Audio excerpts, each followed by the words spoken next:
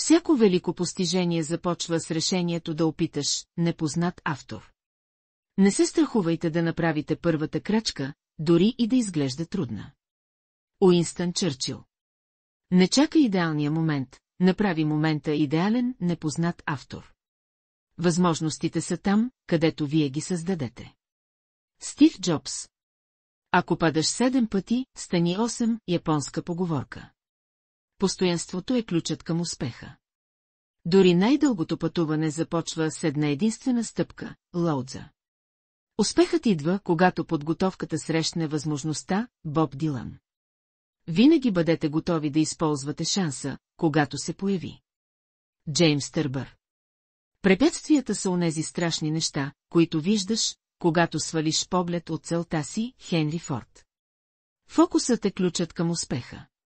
Бъдещето принадлежи на тези, които вярват в красотата на своите мечти, Елинор Рузвелт.